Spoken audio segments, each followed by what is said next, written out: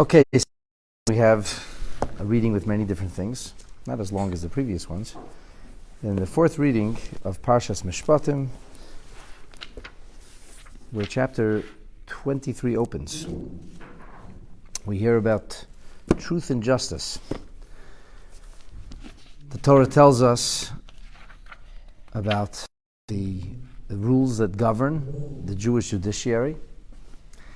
And in the second verse of the 23rd chapter of Exodus, we come across the notion of majority rules. And this will be the focus of today's class. The Lo yisihiyeh acharei rabim lerois. You shall not follow the majority to bring about that which is not good.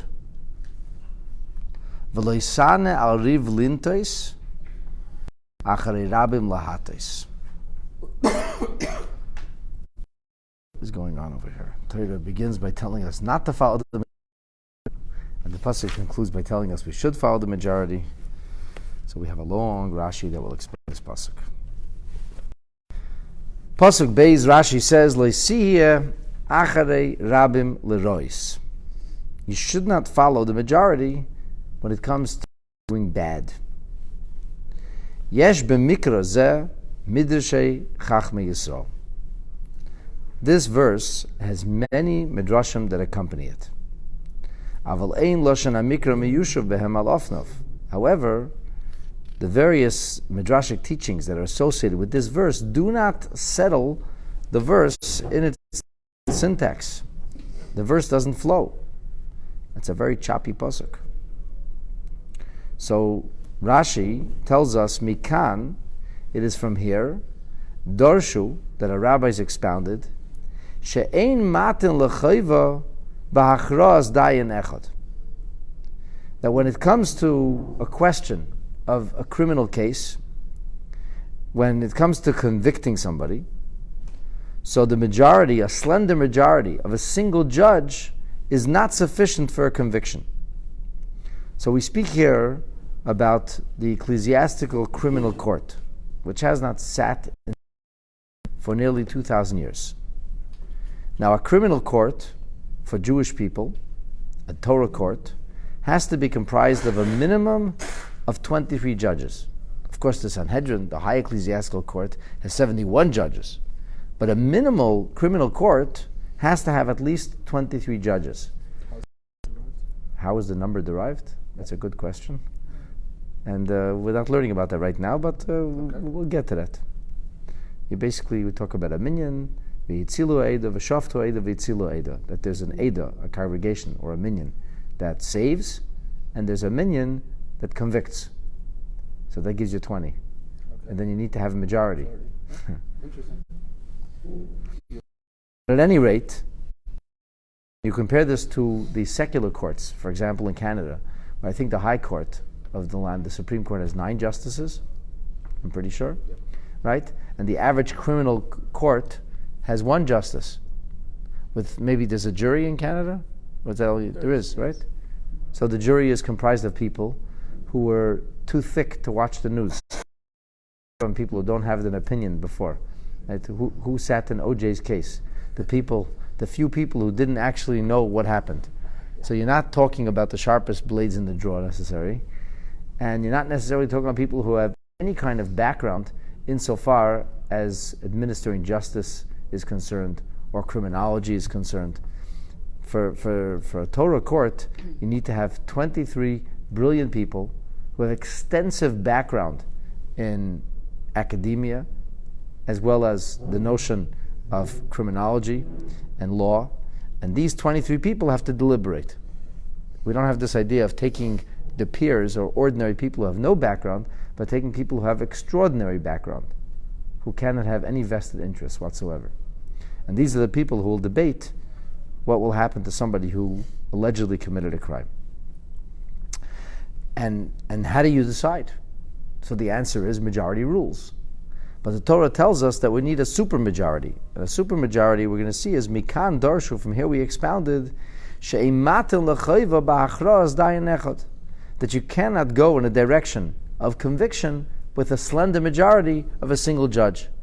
So if you, for example, would have 10 judges who said he should be exonerated, and 11 judges who would say he should be convicted, that wouldn't work. We need to have a majority, a super majority, with at least 2, rather than a slender majority with only 1 more judge. So that's the beginning of the pasuk that says, "Le'sihir achrei rabim." Do not follow. For what do we not follow the majority? Lirois, for a conviction, for bad. But that is a slender majority. V'soif hamikra darshu. The end of the pasuk, which seems to be a contradiction, comes along and says, "Achrei rabim lahatais." If you don't know what to do, you follow the majority. So this means to say, she'im yesh shnayim b'mechayvin yoser ala mezaken, that if you have 2 more judges who follow the side of conviction, who err on the side of what's not good, and not a non-good outcome, so to speak, for the defendant in the court, so then you can turn the judgment in a way which convicts for the person who's accused of the alleged crime. Now, the pasuk says, don't follow a majority. So Rashi explains that means a slender majority. Do follow a majority. That means a super majority. A super majority here is talking about not 1, but 2 judges. That's such a super majority. Why would the Torah be so vague on something so important as, legal proceedings in a court? It's not so vague. It has to be expounded. But the truth is that there's many messages being conveyed here. It's not only about a court. There's many messages. And there are multiple systems or possibilities within a court system. Because there's a court system that sits for what we call a criminal justice. Right. A criminal justice could have a capital offense or a capital punishment. And then there's what we call a monetary court.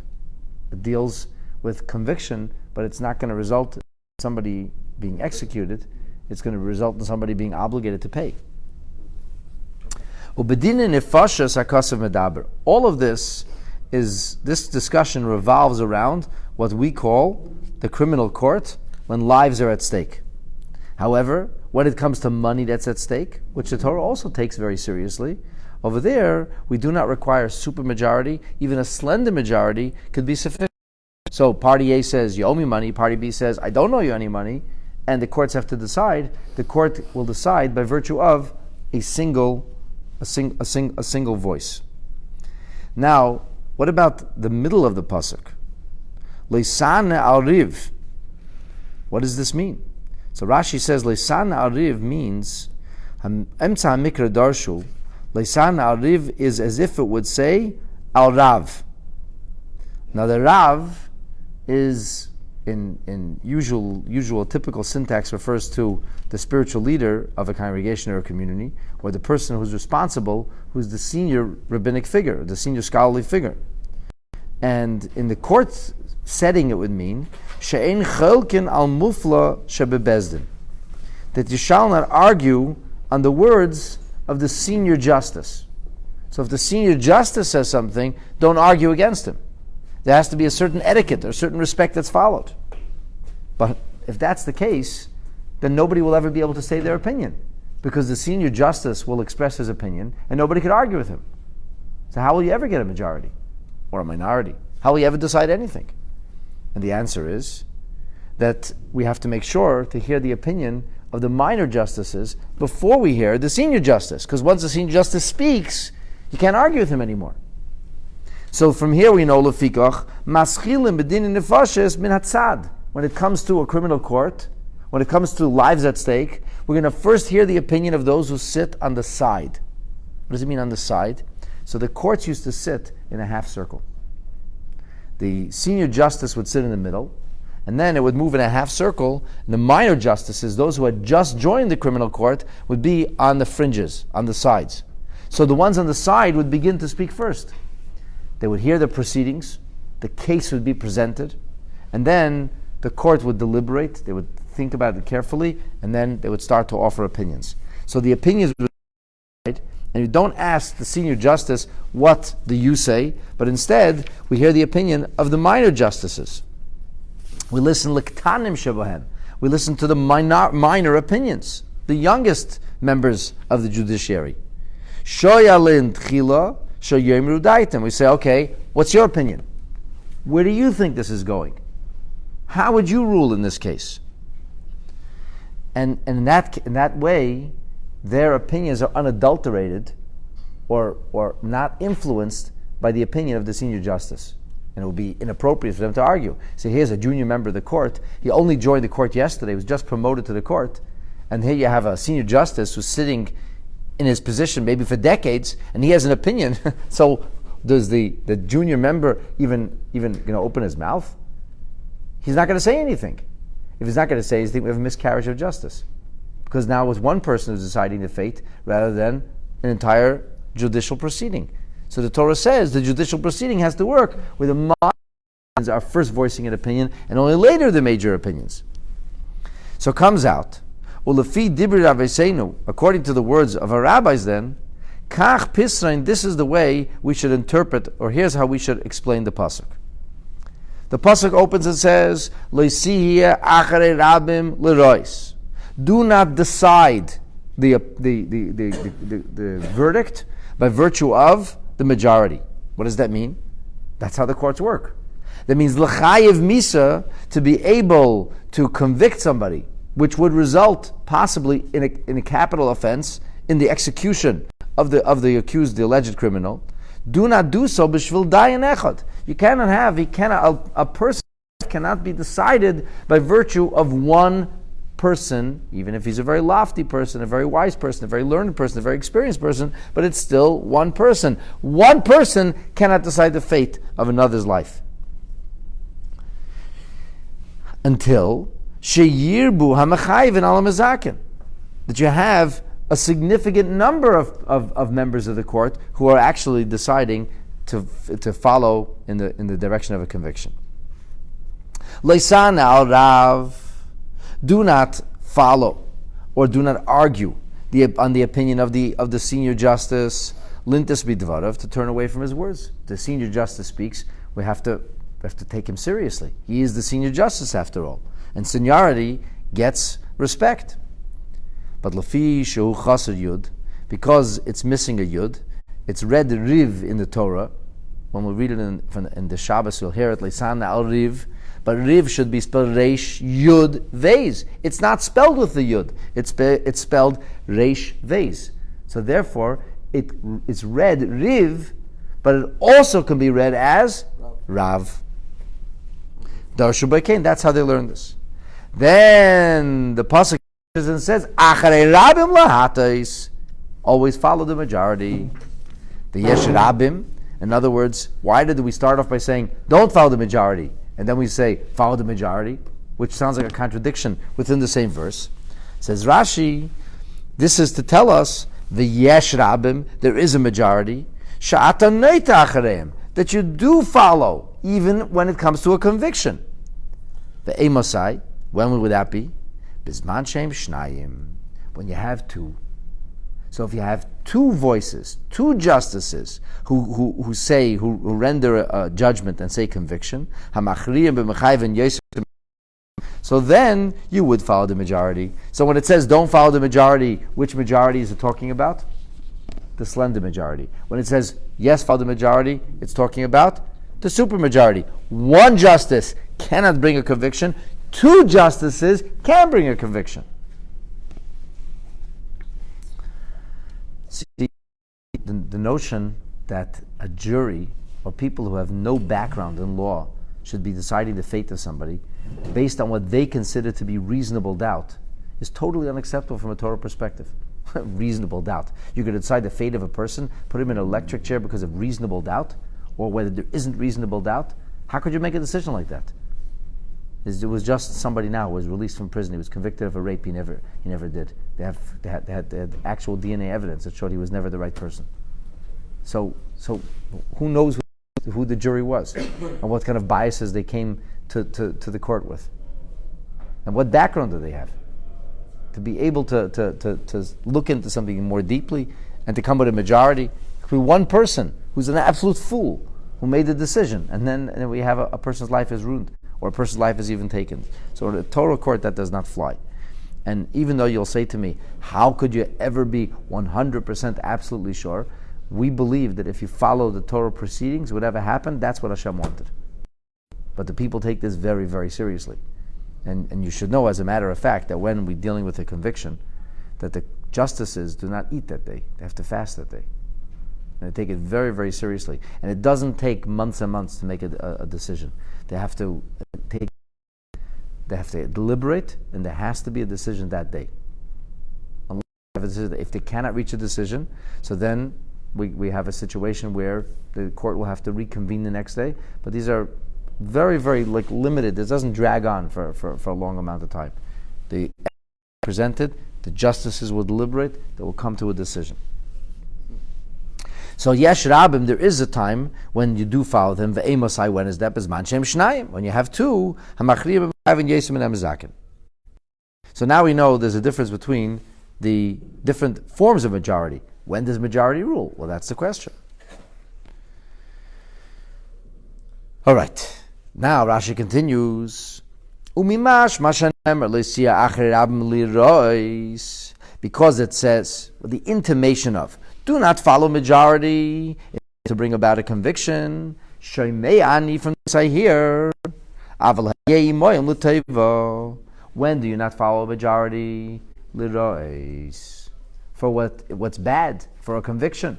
However, l'teiva, for an exoneration, you have a voice. So you need a supermajority to convict. You do not need a supermajority to release, to exonerate. From here we say, bedin in nefashos, when it comes to lives at stake, echad lizkos, we're able to come out with a meritorious judgment by virtue of a slender majority, even one voice, and only va'al pi shnayim l'chayva, only by virtue of two when it comes to conviction. Now you're going to say to me, if you let the guy set the person free, so who says that's a good thing? Well, the thing is this. Already is dead, unfortunately. So the court is not deciding on a life. So when we choose to exonerate somebody, it's not a situation where the slender majority is actually going to have somebody convicted or somebody's life taken. The life was already lost. The question is not, should we take another life? And of course, there are those who would argue we should never take another life. And the Torah says we should. If there's a conviction, we're obligated to. And that is not compassion altogether. It's the opposite of compassion. But it's a very serious thing. And it cannot be taken lightly, and it has to be something done with the enormous amount of seriousness and commitment to be able to follow and pursue justice as the Torah wants us to. Now, Onkelos, as you'll see, you ask why doesn't the Torah speak clearly? Onkelos renders this pasuk entirely different.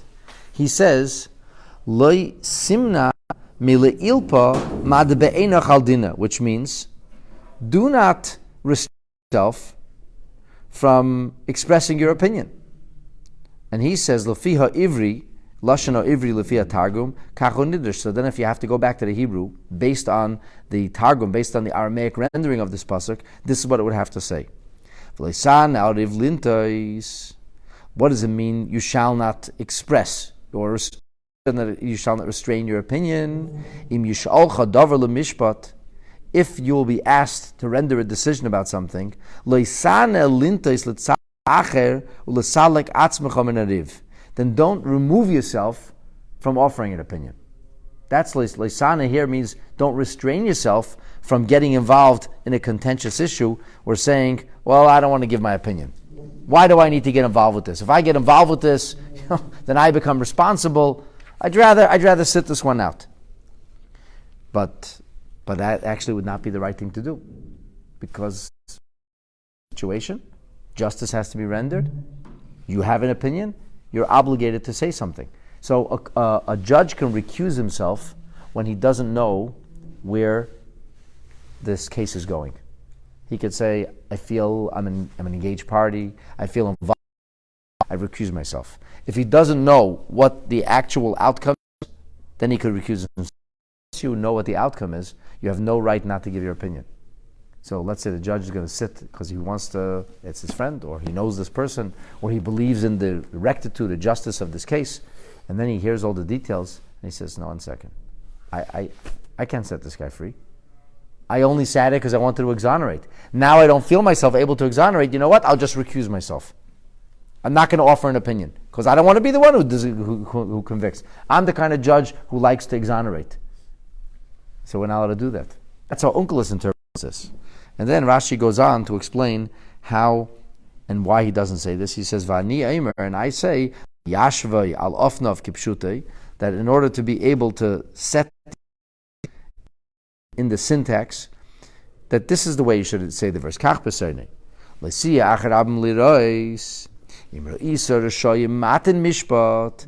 If you see that there are people who are not approaching this entire proceedings with integrity, don't say, they're a majority, I'm just a minority. I know they're doing the wrong thing, but you know what? I'll follow what everybody else does. It's good enough for me. If it's good enough for the crowd, it's good enough for me too. Rashi says, no, don't do that.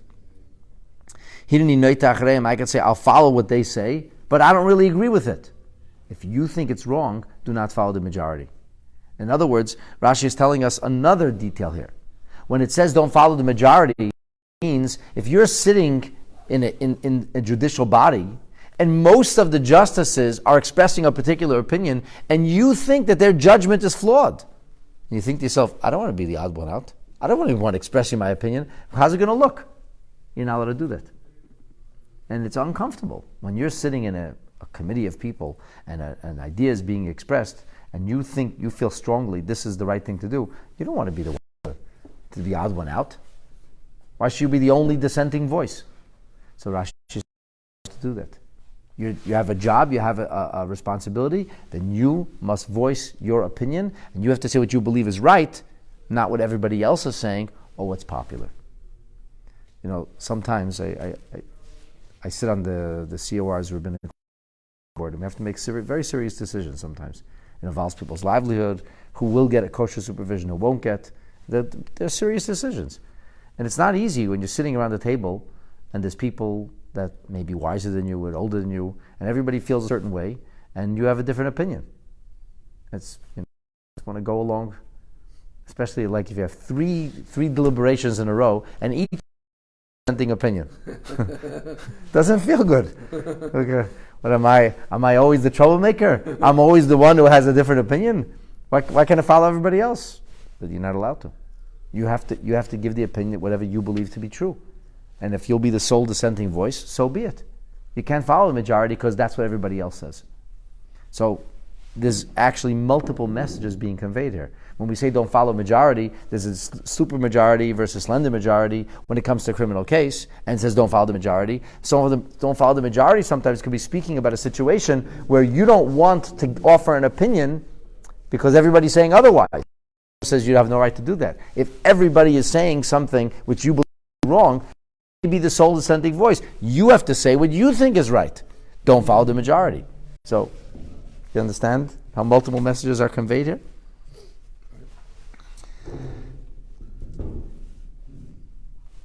Rashi says now, "V'leisana ariv lintais" could also mean v'mishol chahanodin aleisah mishpat.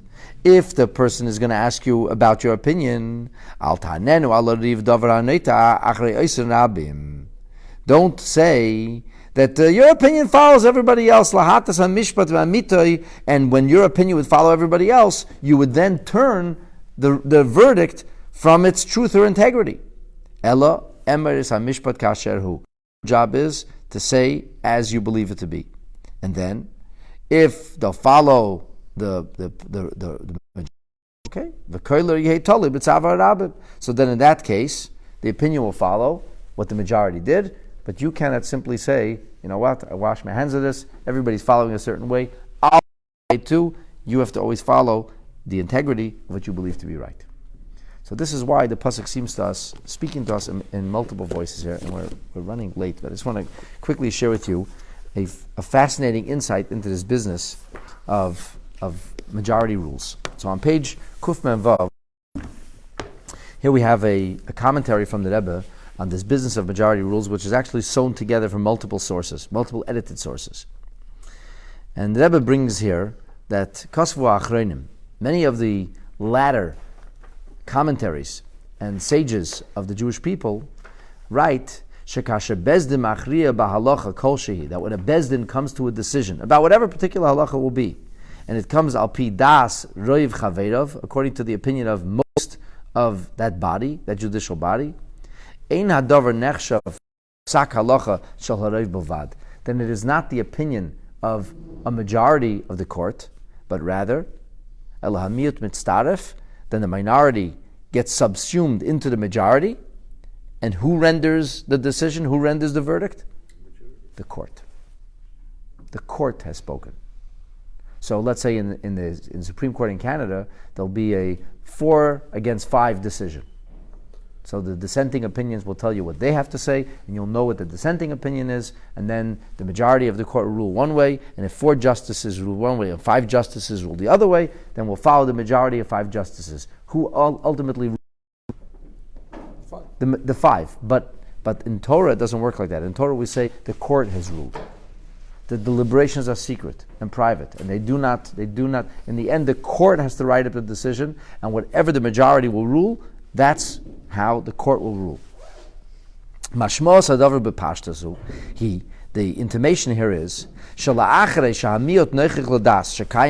after the minority discovers there's a majority, that doesn't follow their opinion, so then then you have to nullify your opinion before the opinion of the majority. So as long as the deliberations are ongoing, you have your opinion, and the majority has its opinion. Once the deliberations are completed, then in that case, we follow the majority. And a person says, my opinion is no longer an opinion. I suspend my opinion for the opinion of the majority. The minority then agrees that this is the halacha. And I'll give you a very practical example. What happens when there's a question of what should the halacha be? We have Beis Shammai saying one way, Beis Hillel saying the other way. So what did Beis Shammai do after the halacha is ruled like Beis Hillel? That's it, they accepted it. They did like Beis Hillel. So how did Beis Shammai light the menorah? On the first night of Hanukkah, Beis Shammai lit 1 flame. Yeah, but Beis Shammai held you're supposed to light 8 flames at the first night of Hanukkah. That was until there was a verdict reached. Once there was a majority that ruled a certain way, Beis Shammai has to follow the halacha too. It says this requires elucidation. Isn't it clear that psikas halacha tzrichaliyes al pi achros haseichel? Isn't it clear that the halacha has to follow the logical conclusion that's drawn? That means the Torah is not in heaven, the Torah is on earth. The court has to decide. And in this case, hamiyot amna maskim sheyesh linig kedas harev. The majority rules, so minority will suspend its opinion. But that's mebechina maisis. That's on a technical level. So Beis Shammai will still say, I think you should light 8 candles on the first night of Hanukkah. But I have no choice. The courts have ruled. I have to follow what the court says. Acherab lahatis. But from their understanding of things, he still feels his opinion is the right opinion. He still feels they're making a mistake. So how could you say the court has spoken when a minority of the court, not half the court, but 40% of the court disagrees? The court hasn't spoken, the majority has spoken, the minority will accept the opinion, but the court hasn't spoken. You can't say spoken in unanimity. There's not a unanimous opinion. There's a dissenting opinion. And dissenting opinion remains a dissenting opinion. So how could we say the halacha is ruled by virtue of the courts in unanimity when you don't have that common opinion? You don't have everybody agreeing what the halacha actually should be. In other words, you'll have the minority agreeing that technically we lost. We have to follow the halacha because that's what the majority said, but we don't agree that. It's not our opinion. You understand the issue here? The issue here is that in halacha we say the court has spoken, but practically the court is not actually being represented. The majority of the court's being represented follow a certain approach, but it's not the opinion of the majority. What choice do you have? I can understand it has to be ultimately one decision that comes from yes, there has to be one decision, and we have to follow the majority. But the Rebbe is asking, ultimately, there's a minority opinion agree this is the halacha. And if you don't, if they withdraw totally, then you just have a majority. if they would withdraw, so they say, okay, our opinion doesn't count. But in halacha, the court can't withdraw. If a judge says, I don't know what's right anymore, I'm not sure, he's actually removed from the court for this judgment. Then he doesn't have an opinion. And what would happen if it's deadlocked? This is a discussion. What do you do when it's deadlocked? You have to add more justices. And you go all the way up to 71. You could go from 23 all the way up to 71. Okay. So the Rebbe suggests the following idea. This is the resolution. The Rebbe says, Here's a sound new perspective. After the deliberation is concluded, and then the majority rules, and that's majority of whatever the majority opinion is going to be, which this is behesem leiros haTorah. This is in keeping with the Torah, with Torah's instructions. Torah says, "Acharei rabim lahatais." Majority rules. Follow the majority. So yedei gam hamiyot shekach tzichali kava b'halacha. The minority now knows that that's what the halacha is supposed to be.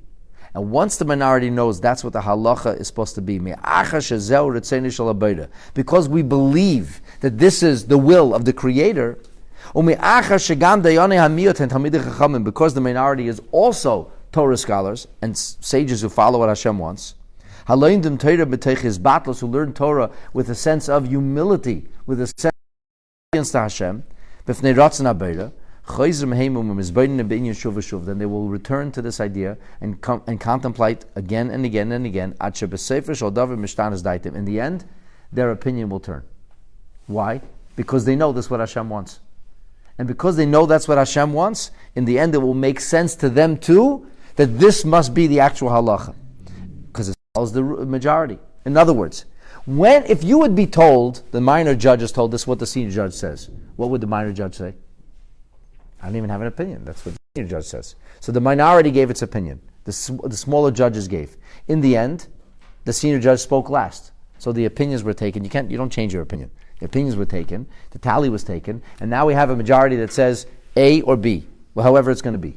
So the minority now, the majority rules al pi Torah, because by virtue of that's what Torah has to say. Because majority rules al pi Torah, it must be that that's the right thing. So they'll contemplate and rethink until they come to the decision. They'll understand the halacha in the way the majority ruled. So really, in the end, who speaks? The court will speak. And that's how we can understand the notion of majority rules. Majority rules doesn't mean that the minority remains dissenting, but in the end, in a Torah court, in a Torah situation, in the end, since that's what Hashem wants, since that's what the methodology of Torah says, everybody will come to that final conclusion.